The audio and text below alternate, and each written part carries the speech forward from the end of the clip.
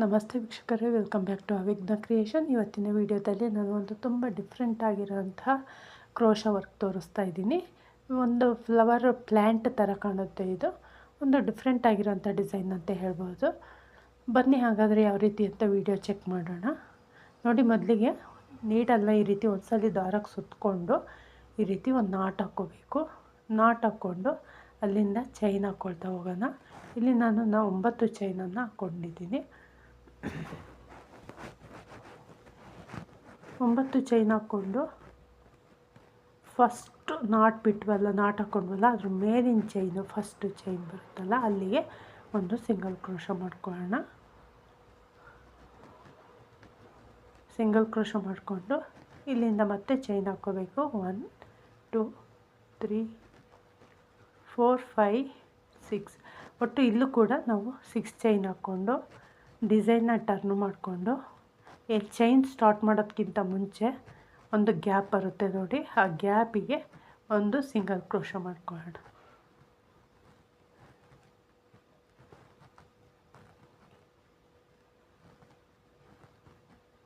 ಈ ರೀತಿ ಒಂದು ಸ್ಮಾಲ್ ಆಗಿರೋಂಥ ಒಂದು ಗ್ಯಾಪ್ ಬರುತ್ತಲ್ಲಿ, ಅದಕ್ಕೆ ನಾವು ಈಗ ವರ್ಕ್ ಮಾಡಬೇಕು. ಇಲ್ಲಿಂದ ನಾವು 2 ಚೈನ್ ಹಾಕ್ಕೊಂಡು ಆ 6 ಚೈನ್ ಹಾಕ್ಕೊಂಡ್ವಲ್ಲ ಅದಕ್ಕೆ ಒಂದು ಸಿಂಗಲ್ ಕ್ರೋಶ ಮಾಡ್ಕೋಬೇಕು. ಮತ್ತು 2 ಚೈನ್, ಒಂದು ಸಿಂಗಲ್ ಕ್ರೋಶ ಅದೇ ಗ್ಯಾಪ್ ಒಳಗಡೆ, ಮತ್ತು 2 ಚೈನ್, ಒಂದು ಸಿಂಗಲ್ ಕ್ರೋಶ, ಮತ್ತು 2 ಚೈನ್, ಒಂದು ಸಿಂಗಲ್ ಕ್ರೋಶ ಅದೇ ಗ್ಯಾಪ್ ಒಳಗಡೆ. ಇದೇ ರೀತಿ 6 ಟೈಮ್ ಮಾಡ್ಕೋಬೇಕು. ಅಲ್ಲಿಗೆ ಒಂದು ಪೆಟಲ್ ರೆಡಿ ಆಗುತ್ತೆ. 6 ಟೈಮ್ ನಾವು 6 ಪೀಕಾಟ್ಸ್ನ ಮಾಡಿಕೊಂಡ್ರೆ ಒಂದು ಪೆಟಲ್ ರೆಡಿ ಆಗುತ್ತೆ.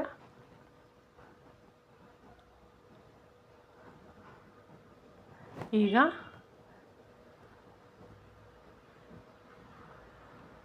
6 ಪೀಕಾಟ್ಸ್ ಆಯ್ತಲ್ಲ, ಈಗ ನಾವು ನೋಡಿ ಫಸ್ಟು 9 ಚೈನ್ ಹಾಕ್ಕೊಂಡಿದ್ದೀವಲ್ಲ ಅದಕ್ಕೆ ಒಂದು ಸಿಂಗಲ್ ಕ್ರೋಶ ಮಾಡ್ಕೊಳ್ಳೋಣ. ಅದು ಎಕ್ಸ್ಟ್ರಾ ಥ್ರೆಡ್ ಇದೆಯಲ್ಲ ಅದನ್ನು ಸೇರಿಸಿ ಮಾಡ್ಕೊಳ್ಳಿ. ಮತ್ತು ಇನ್ನೊಂದು ಸಿಂಗಲ್ ಕ್ರೋಶ ಅದೇ ಗ್ಯಾಪಲ್ಲಿ ಮಾಡ್ಕೊಳ್ಳೋಣ. ಅದೇ 9 ಚೈನ್ ಗ್ಯಾಪಲ್ಲಿ ಮತ್ತೆ ಇನ್ನೊಂದು ಸಿಂಗಲ್ ಕ್ರೋಶ.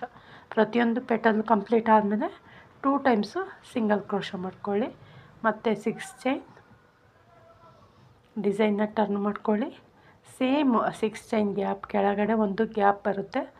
6 ಚೈನ್ ಕೆಳಗಡೆ ಒಂದು ಗ್ಯಾಪ್ ಬರುತ್ತಲ್ಲ, ಆ ಗ್ಯಾಪಿಗೆ ಒಂದು ಸಿಂಗಲ್ ಕ್ರೋಶ ಮಾಡ್ಕೊಳ್ಳಿ. ಒಂದು ಸ್ಮಾಲ್ ಆಗಿರೋಂತಹ ಡಿಸೈನ್ ಬರುತ್ತೆ ಅಲ್ಲಿ, ಅಂದರೆ 6 ಚೈನ್ದೊಂದು ಲೂಪ್ ಬರುತ್ತೆ.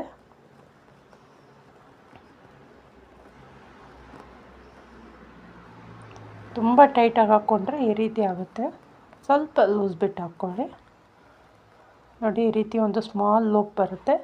ಈಗ ಅಲ್ಲಿಂದ ನಾವು 2 ಚೈನ್ ಹಾಕ್ಕೊಂಡು ಡಿಸೈನ್ನ ಫ್ರಂಟಿಗೆ ತೊಗೊಂಡು ಮತ್ತೆ ಆ 6 ಚೈನ್ ಒಳಗಡೆ ಒಂದು ಸಿಂಗಲ್ ಕ್ರೋಶ ಮಾಡೋಣ. ಸ್ವಲ್ಪ ಇಟ್ಕೊಂಡು ಲೆಫ್ಟ್ ಹ್ಯಾಂಡಲ್ಲಿ ಮಾಡ್ಕೊಳ್ಳಿ. ಒಂದೆರಡು ಪೀಕಾಟ್ ಆಗೋ ತನಕ, ಆಮೇಲೆ ಅದು ಸರಿ ಗ್ರಿಪ್ ಸಿಗುತ್ತೆ. 2 ಟೈಮ್ಸ್ ಆಯಿತು. 3 ಪೀಕಾಟ್ಸ್ ಆಯಿತು.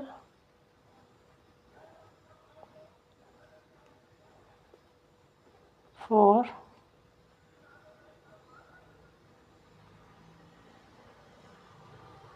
5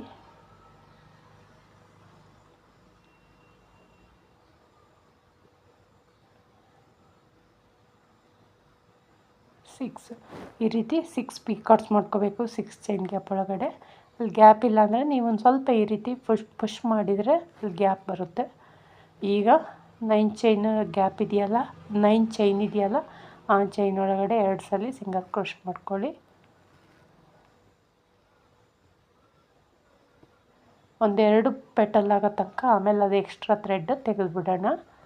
ಅದು ಕುತ್ಕೊಂಡಿರುತ್ತೆ, ಅದು ಬಿಚ್ಕೊಳ್ಳಲ್ಲ ಆಮೇಲೆ. ಈಗ ಮತ್ತೆ 6 ಚೈನ್,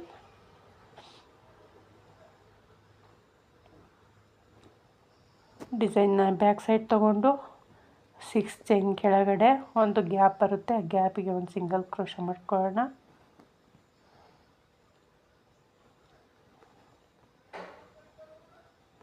ಮತ್ತು 2 ಚೈನ್ ಹಾಕ್ಕೊಂಡು ಫ್ರಂಟಿಗೆ ತಿರುಗಿಸ್ಕೊಂಡು ಆ 6 ಚೈನ್ ಒಳಗಡೆ ಒಂದು ಸಿಂಗಲ್ ಕ್ರೋಶ ಮಾಡೋಣ.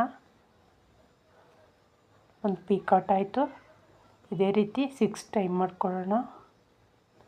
6 ಚೈನ್ ಗ್ಯಾಪ್ ಒಳಗಡೆ 6 ಪೀಕಾಟ್ಸ್ ಮಾಡ್ಕೋಬೇಕು.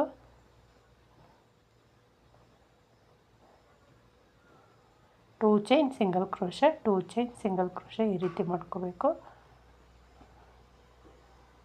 6 ಟೈಮ್ ಮಾಡಿದರೆ ಒಂದು ಪೆಟಲ್ಲು ರೆಡಿ ಆಗುತ್ತೆ.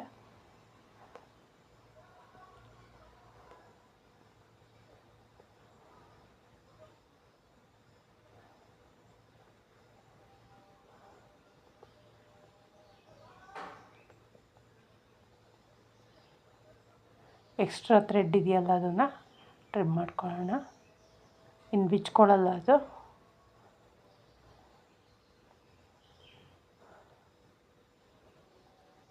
ಈಗ 9 ಚೈನ್ ಗ್ಯಾಪ್ ಒಳಗಡೆ 2 ಟೈಮ್ಸು ಸಿಂಗಲ್ ಕ್ರೋಶ ಮಾಡ್ಕೊಳ್ಳೋಣ.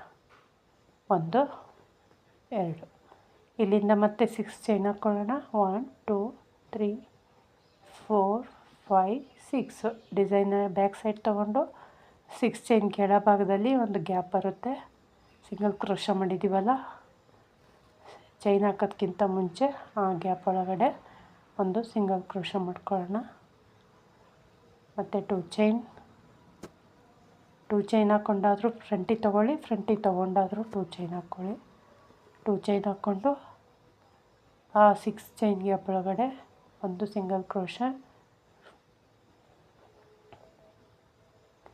ಸ್ವಲ್ಪ ನಿಧಾನಕ್ಕೆ ಹಾಕ್ಕೊಳ್ಳಿ, ಅದು ಗ್ರಿಪ್ಸ್ ತುಂಬ ಸ್ಮಾಲ್ ಆಗಿದೆಯಲ್ಲ ಪೆಟಲ್ದು, ಸೊ ಹಂಗಾಗಿ ಗ್ರಿಪ್ ಸಿಗಲ್ಲ.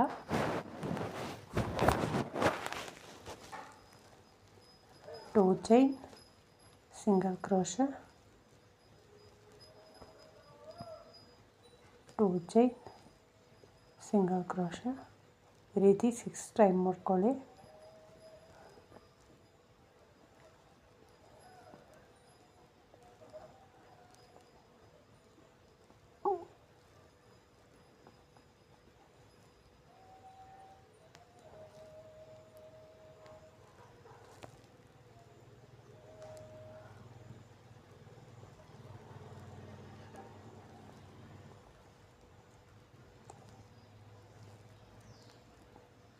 ಸಿಕ್ಸ್ ಟೈಮ್ ಮಾಡ್ಕೊಂಡಾದ್ಮೇಲೆ ಒಂದು ಪೆಟಲ್ ಕಂಪ್ಲೀಟ್ ಆಯಿತು. ಈಗ 9 ಚೈನ್ ಗ್ಯಾಪ್ ಒಳಗಡೆ 2 ಟೈಮ್ಸು ಸಿಂಗಲ್ ಕ್ರೋಶ ಮಾಡೋಣ. 1 2 ಈ ರೀತಿ ಒಟ್ಟು 6 ಪೆಟಲ್ ಬರಬೇಕು. ಈಗ 4 ಆಗಿದೆ, ಇನ್ನೂ 2 ಪೆಟಲ್ ಕಂಪ್ಲೀಟ್ ಮಾಡಿ ತೋರಿಸ್ತೀನಿ. ಇದೇ ರೀತಿ ಮಾಡ್ಕೋಬೇಕು ನೋಡಿ. ಈಗ ಕಂಪ್ಲೀಟ್ ಆಗಿದೆ 6 ಪೆಟಲ್ಲು. ಇದು ಲಾಸ್ಟ್ ಪೆಟಲ್ಲು. 6 ಪೀಕಾಟ್ಸ್ ಆದಮೇಲೆ 9 ಚೈನ್ ಗ್ಯಾಪ್ ಒಳಗಡೆ ಒಂದು ಸಿಂಗಲ್ ಕ್ರೋಶ ಮಾಡಿ ಈ ರೀತಿ ಫೋಲ್ಡ್ ಮಾಡ್ಕೊಳ್ಳಿ, ಇಲ್ಲಾಂದರೆ ಗ್ರಿಪ್ ಸಿಗಲ್ಲ. ಮತ್ತೊಂದು ಚೈನ್ ಹಾಕ್ಕೊಂಡು ಥ್ರೆಡ್ನ ಕಟ್ ಮಾಡ್ಕೊಳ್ಳೋಣ. ಥ್ರೆಡ್ನ ಕಟ್ ಮಾಡಿಕೊಂಡು ನೋಡಿ, ಈ ರೀತಿ ಪೆಟಲ್ ಫ್ಲವರ್ ಮೋಟಿಫ್ ಆಗುತ್ತೆ.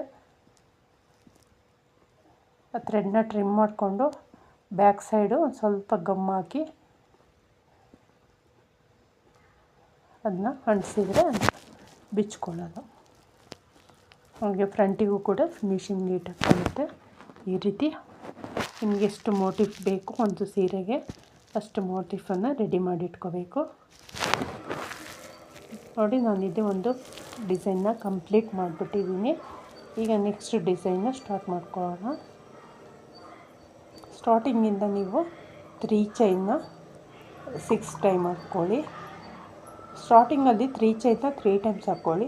ಒಂದು ಡಿಸೈನ್ ಕಂಪ್ಲೀಟ್ ಆದಮೇಲೆ 3 ಚೈನ್ನ 6 ಟೈಮ್ ಹಾಕ್ಕೊಳ್ಳಿ. ಗ್ಯಾಪ್ ಬೇಕಲ್ಲ ಒಂದು ಡಿಸೈನ್ಗೂ ಮತ್ತೊಂದು ಡಿಸೈನ್ಗೂ, ಸೊ ಹಂಗಾಗಿ 3 ಚೈನ್ನ 6 ಟೈಮ್ ಹಾಕ್ಕೊಳ್ಳೋಣ. ಡಿಸೈನ್ ಸ್ಟಾರ್ಟ್ ಮಾಡೋದಕ್ಕಿಂತ ಫಸ್ಟು 3 ಅಥವಾ 4 ಟೈಮ್ಸ್ ಹಾಕ್ಕೊಂಡ್ರೆ 3 ಚೈನ್ನ ಸಾಕು. ಒಂದು ಡಿಸೈನಿಂದ ಇನ್ನೊಂದು ಡಿಸೈನ್ಗೆ ಗ್ಯಾಪು 6 ಟೈಮ್ ಬರಲಿ.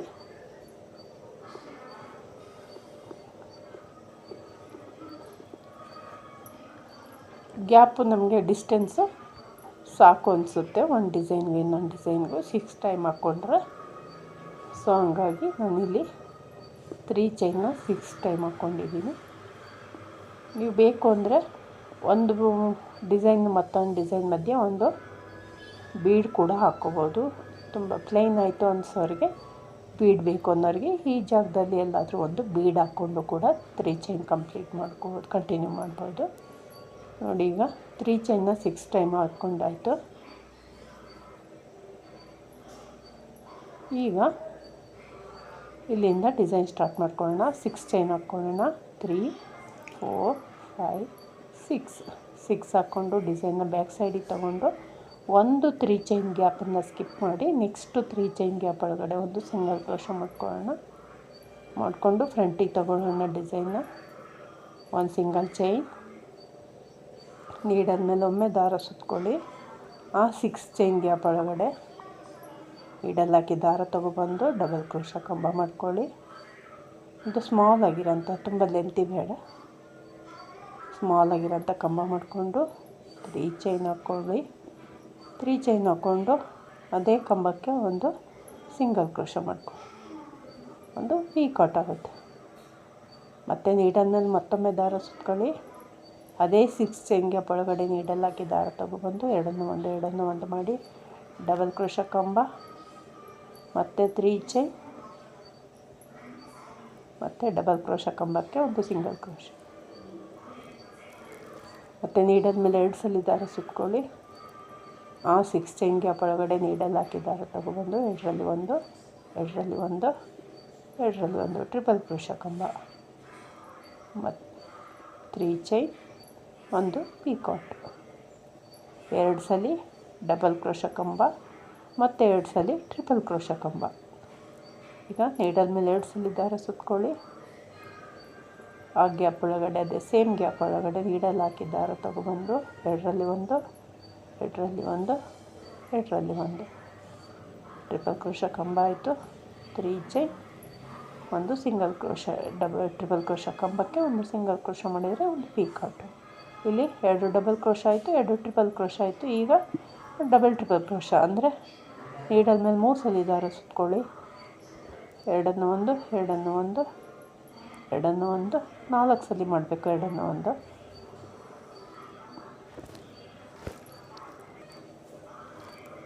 ಕಂಬ ಆಯಿತು. ಈಗ 3 ಚೈನ್ ಹಾಕ್ಕೊಳ್ಳೋಣ. ಮತ್ತು ಅದೇ ಕಂಬಕ್ಕೆ ಒಂದು ಪಿಕಾಟ್ ಮಾಡೋಣ. ಸಿಂಗಲ್ ಕ್ರೋಶೆ, ಪಿಕಾಟ್ ಆಯಿತು. ಈಗ ಅದೇ ಕಂಬಕ್ಕೆ ಒಂದು ಸಿಂಗಲ್ ಕ್ರೋಶೆ ಮಾಡ್ತಾ ಹೋಗೋಣ. ಕಂಪ್ಲೀಟಾಗಿ ಎಷ್ಟು ಹಿಡಿಯುತ್ತೋ ಅಷ್ಟು ಸಿಂಗಲ್ ಕ್ರೋಶೆ ಮಾಡಿ, ಇಷ್ಟು ಅಂತ ಏನಿಲ್ಲ.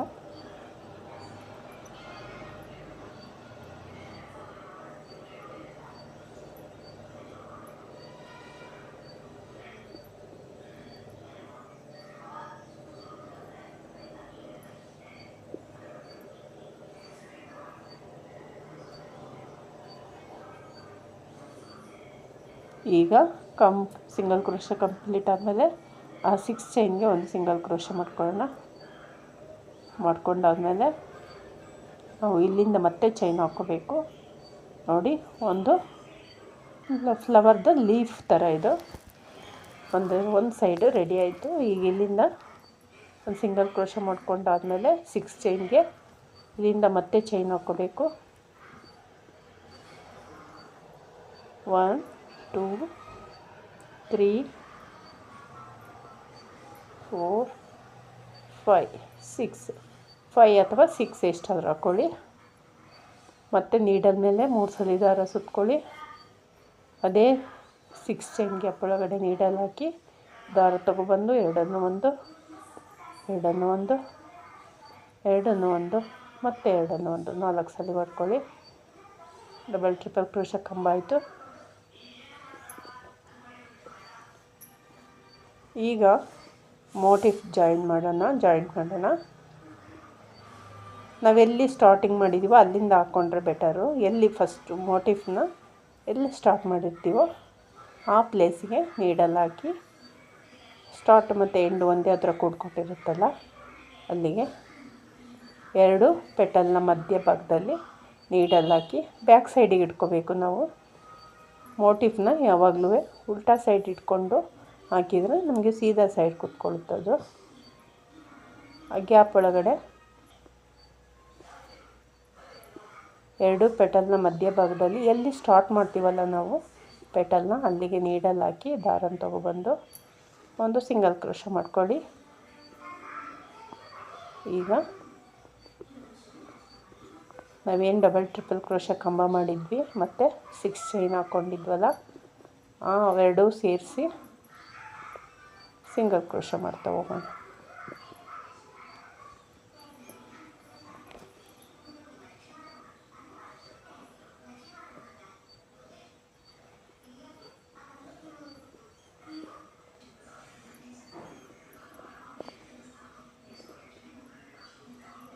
ಎರಡೂ ಸೇರಿಸಿ ಅಂದರೆ 6 ಚೈನು ಮತ್ತು ಕಂಬ ಇತ್ತಲ್ಲ ಎರಡನ್ನೂ ಸೇರಿಸಿ ನಾವು ಸಿಂಗಲ್ ಕ್ರೋಶೆ ಮಾಡ್ಕೋಬೇಕು.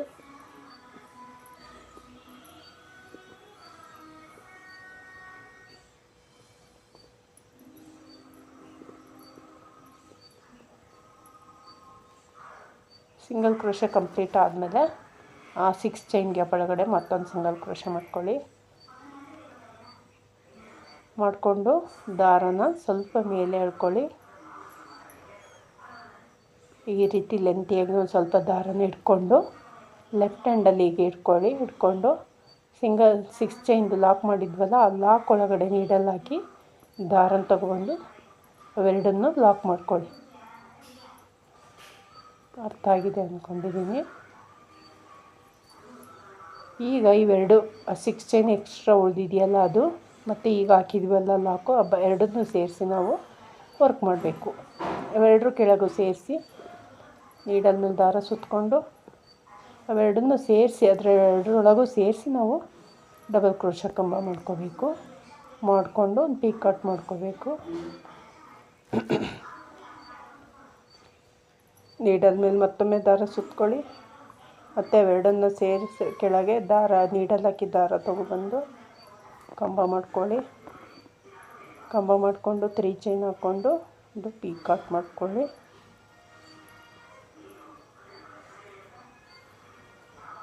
ಮತ್ತು ಈಗ ನೀಡಲ್ ಮೇಲೆ 2 ಸಲ ದಾರ ಸುತ್ತಕೊಳ್ಳಿ. ಅದೇ ಗ್ಯಾಪ್ ಒಳಗಡೆ ಹೋಗಿ ನೀಡಲ್ ಹಾಕಿ ದಾರ ತೊಗೊಬಂದು ಟ್ರಿಪಲ್ ಕ್ರೋಶೆ ಕಂಬ ಮಾಡ್ಕೊಳ್ಳಿ. ಮತ್ತು 3 ಚೈನ್ ಒಂದು ಪೀಕಾಟ್.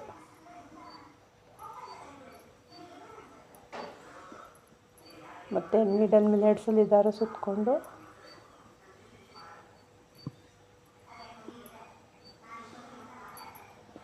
ಟ್ರಿಪಲ್ ಕ್ರೋಶೆ ಕಂಬ 3 ಚೈನ್ ಕಂಬಕ್ಕೆ ಒಂದು ಸಿಂಗಲ್ ಕ್ರೋಶೆ. ಈಗ ನೀಡಲ್ ಮೇಲೆ 3 ಸಲ ದಾರ ಸುತ್ತಕೊಳ್ಳಿ. ಸೇಮ್ ಲೆಫ್ಟ್ ಸೈಡಲ್ಲಿ ಯಾವ ರೀತಿ ಮಾಡಿದ್ದೀವೋ ರೈಟ್ ಸೈಡಲ್ಲೂ ಕೂಡ ಅದೇ ರೀತಿ ಮಾಡ್ಕೋಬೇಕು.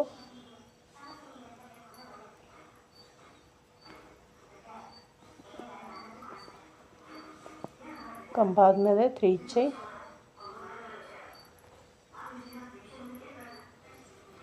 ಕಂಬಕ್ಕೆ ಒಂದು ಪೀಕಾಟ್.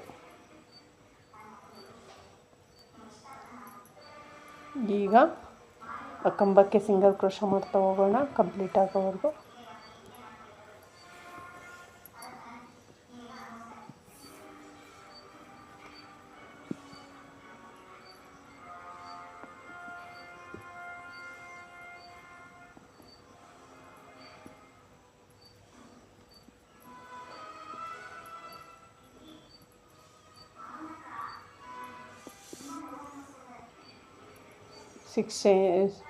ಸಿಂಗಲ್ ಕ್ರೋಶೆ ಕಂಪ್ಲೀಟ್ ಆದಮೇಲೆ ಆ 6 ಚೈನ್ ಗ್ಯಾಪ್ಗೆ ಒಂದು ಸಿಂಗಲ್ ಕ್ರೋಶೆ ಮಾಡ್ಕೊಳ್ಳೋಣ. ಈಗ ಡಿಸೈನ್ ಕಂಪ್ಲೀಟ್ ಆಯಿತು. ಈಗ ಇಲ್ಲಿಂದ ಚೈನ್ ಹಾಕ್ಕೊಳ್ಳೋಣ. 1 2 3 4 ಚೈನ್ ಹಾಕ್ಕೊಂಡು ಇದು ಬ್ಯಾಕ್ ಸೈಡ್ನ ವರ್ಕ್ ಮಾಡಿರೋದು.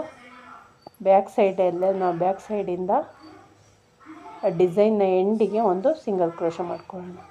ಅಂದರೆ ನಮಗೆ ನೆಕ್ಸ್ಟ್ ಡಿಸೈನ್ ಕಂಟಿನ್ಯೂ ಮಾಡಲಿಕ್ಕೆ ಇದು ಬ್ಯಾಕ್ ಸೈಡ್ ಬರುತ್ತೆ. ಈ ಚೈನು ನೋಡಿ ಈ ರೀತಿ ಡಿಸೈನ್ ಕಂಪ್ಲೀಟ್ ಆದಮೇಲೆ ಈ ರೀತಿ ಬರುತ್ತೆ. ಇಲ್ಲಿಂದ ನೆಕ್ಸ್ಟ್ ವರ್ಕ್ ಮಾಡ್ತಾ ಹೋಗಬೇಕು.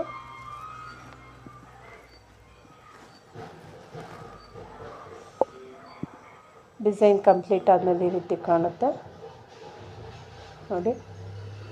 ಇದನ್ನು ಕಂಪ್ಲೀಟ್ ಆದಮೇಲೆ ಇದಕ್ಕೆ ಬೀಡೇನು ಹಾಕಿಲ್ಲದೆ ಇರೋದ್ರಿಂದ ಒಂದ್ಸಲ ಐರನ್ ಮಾಡಿಬಿಟ್ರೆ ನೀಟಾಗಿ ಕುತ್ಕೊಳ್ಳುತ್ತೆ. ಅದು ಈ ರೀತಿ ಬರುತ್ತೆ ಕಂಪ್ಲೀಟಾಗಿ ಡಿಸೈನು. ಇಷ್ಟ ಆದರೆ ಒಂದು ಲೈಕ್ ಕೊಡೋದನ್ನು ಮರಿಬೇಡಿ. ಪ್ಲೀಸ್ ಸಬ್ಸ್ಕ್ರೈಬ್ ಮಾಡ್ಕೊಳ್ಳಿ, ಸಪೋರ್ಟ್ ಮಾಡಿ. Thank you for watching.